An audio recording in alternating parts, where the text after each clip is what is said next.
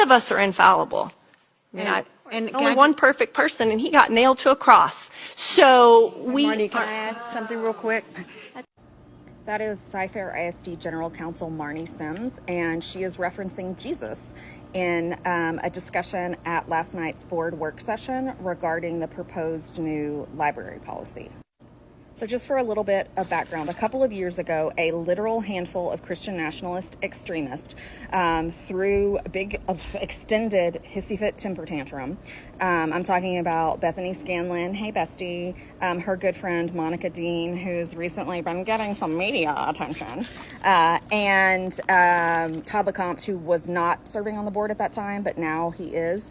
So they threw this big temper tantrum and demanded a new library materials policy, and as our district has a history of doing, they gave in to appease these people, like, let's just kind of give them a little bit of what they want and then maybe they'll stop.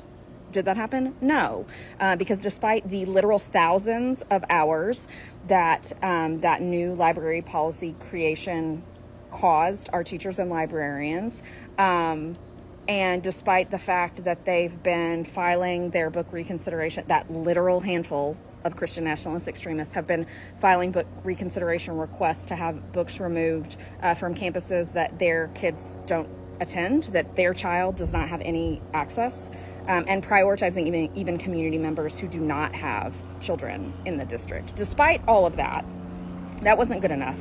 And so they want an even worser updated library policy. So the district created a new committee, which, oh my God, some of those same people serve on. That's so weird, despite the fact that they also serve on other committees in a district that serves 118,000 students. So multiply the parents and community members actually in this district. But those same people keep getting placed on multiple coincidences, just randomly, just by luck. They are lucky folks. So last night at the board work session, they were discussing that proposed new library materials policy, and outside of the committee, which those shrillbillies served on, but also so did trained, certified librarians, teachers, reasonable parents and community members.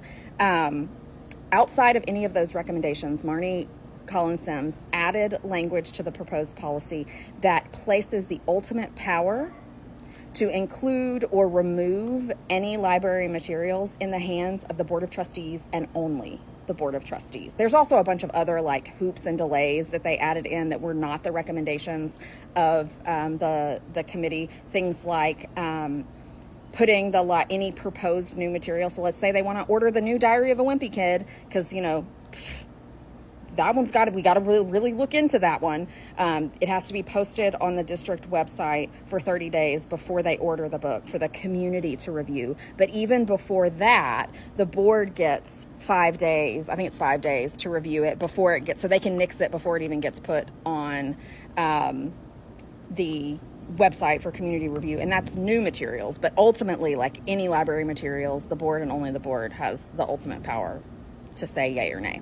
And understandably, the community is pretty up in arms about this. Our librarians, our teachers are reasonable, non-Christian nationalist parents and community members.